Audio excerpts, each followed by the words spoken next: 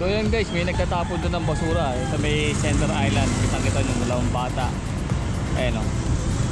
Kaya hindi naging malinis yung road 10 dito dahil sa ginagawa ng mga batang yan na nagtatapon ng mga basura dito sa road 10 na yan.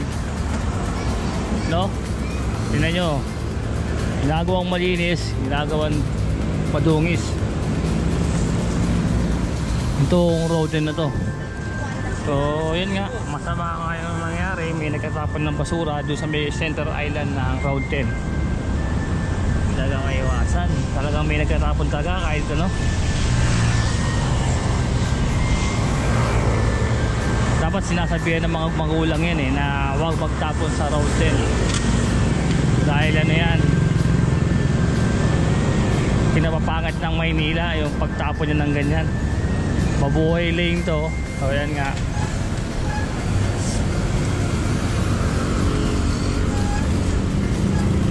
tayo sa may puntang tapunan ng mga truck.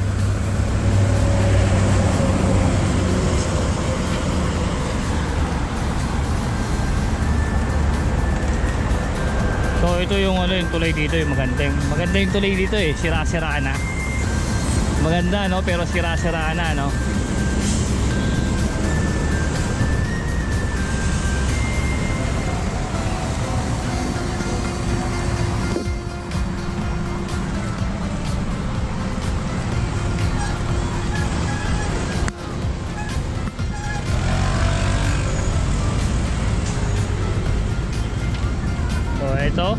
Ito yung kinliring nila Sir Egay, yung taas ng hagdan na yan, footbridge.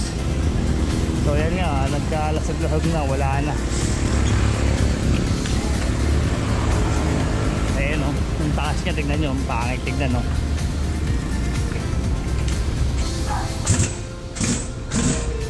Kaya yan ang nangyayari. Pero ano, kahit paano, wala na yung mga tumpok-tumpok ng basura dito sa kabanan road. Kaso nga lang, may mga ilan na ng basura dito. Araw po ng linggo, time check po natin ay alas 5 na po ng hapon.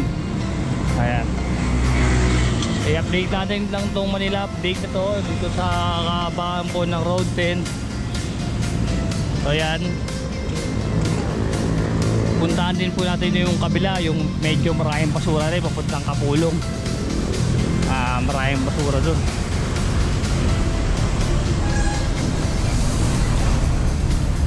So ito, yung pag-upo pa lang natin yung Butiging Yorme, ito kagad yung tinutukan kagad ni Yorme, yung kahabaan ng road din na maraming basura, tumpok-tumpok.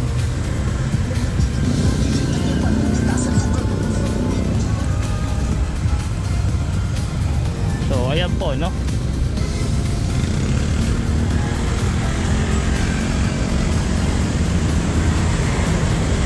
Maganda naman po yung ano, wala naman basura. Kaso nga lang, yung mabuhay lane dito dapat hindi pinaparadaan. Anong nangyari? Pinaparadaan pa rin. Siguro araw ng linggo, araw ng pagbibigay. Pero bukas, matik yan, dapat mawala yung mga parking nila dito. Dahil dadaanan sila dyan ng mga clearing team, mga MMDA, mga towing truck, ganyan.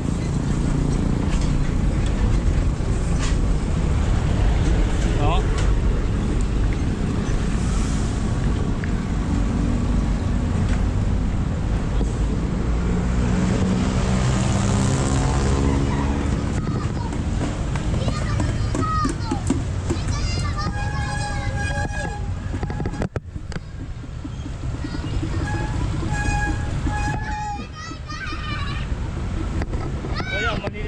Dito sa road 10 no, kaso nga lang sa may kabila doon, yung doon lang banda medyo makalat. Kamustahin naman natin tong Kapulong. Tong Kapulong naman ang puntahan natin. Wow, malubog na yung Kapulong. Dati maraming basura dyan nakatambak dito. Ngayon tignan nyo, wala na mga basura nakatambak dyan. Very good na yung Kapulong. May nag-iwan ng basura doon, no? Tatay, oh. Ang bait talaga. So ito yung kahabaan ng Kapulong. So dati ito dito laging traffic. Mabuti na lamang maluwag. Dadaan tayo ng ano guys, ng road 10 kanina. Medyo okay, walang parada ng mga basura, mga sakyan, wala na rin kung gaano. Kaso nga lang, masamang palad yung mga nagkatapon ng basura, mga bata.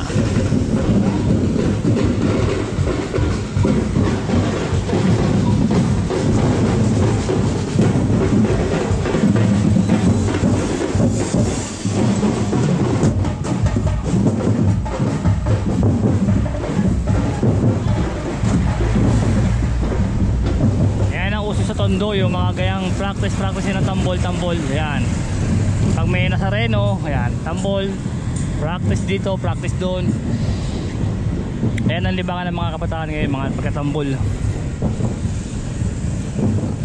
Nakapagating ng piyesta ng Tondo, ayan, sama-sama tayo dito sa pagparada.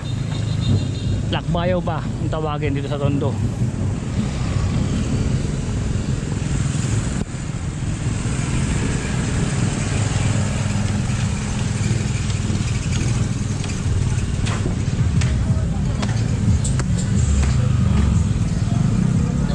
Buhay din sa may Kapulong bandang gitna dito, yung mga junk shop dito, yung mga nagbabaklas ng mga refrigerator, kahit pa noon buwasan na yung mga nagkakalat.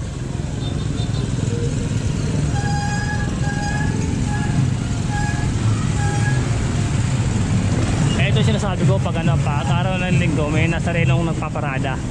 Ayan, marami yan, puro mga kabataan, mga bata.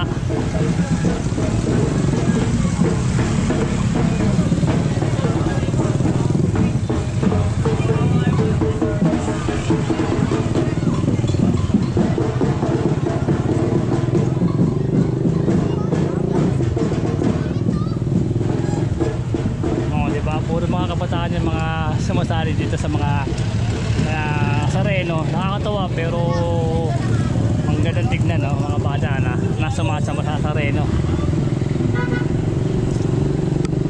Okay, tuloy tayo dito sa Kapulong guys, no? Sa may kahabaan ng Kapulong. Ito, lagi itong dinadaan ng clearing din dahil nga sa mga illegal parking dito. Dahil isa rin to sa alam ko, mabuhay lane din doon, alam ko dinadaan din dito ng clearing team. So ayan, yung may ilalim niya, may nakatira dyan. Hindi ko lang alam kung hanggang ngayon meron pa rin ba. Kasi meron pa rin talaga, hindi pa talaga umaalis. So ayan po, labas po natin dito ay Tayuman. Kahabaan po ng Kapulong, tapos pag tawid po natin doon, Tayuman na po yun. Tapos pagka ano ka naman ng ng kanan, West Zamora. Okay. O ito, napakaganda ng Maynila dahil wala tayo nakikita mga tumpok na basura. Dahil bakit kamo? Dahil may gobyerno ng Maynila. Dahil nandyan ang UNIL, nandyan ang truck ng DPS, diba? Tapos dito pa yung mga sweeper po ng DPS, nandyan din. Sa umaga pa lang, madaling araw, nagwawalis na nga. Yun nga, sabi ko nga sa inyo, diba, na pag daling araw pa lang yung mga sweeper ng DPS natin sa destino sa District 1, ito malinis na, hindi pinapabayaan itong Maynila. Napakabango ng syudad ng Maynila ngayon. Napakaswerte ng batang Maynila dahil nagkaroon tayo isang magaling na Yorme Isko Moreno, no? Na may malasakit sa mga batang Maynila. Hindi tayo pinapabayaan. So ito yung Juan Luna sa kabila, yung West Zamora dito naman, Tayuman dito na po, ito yung Tayuman. Ito yung West Zamora. Ito naman yung sulog na Brazil. Yan, may plano din siya dyan sa ating puting Yorme. Hintayin lang natin, huwag ating pangunahan. Hintayin natin si Yorme ang magbabalita dyan kung kailan niya ipapatayo itong retail market. No? Hintayin lang po tayo mga vendors ng retail. At magiging maayos din ang lahat. Okay, dito po magtatapos ang ating vlog. At napaka ganda ng araw ngayon. Walang ulan, walang anumang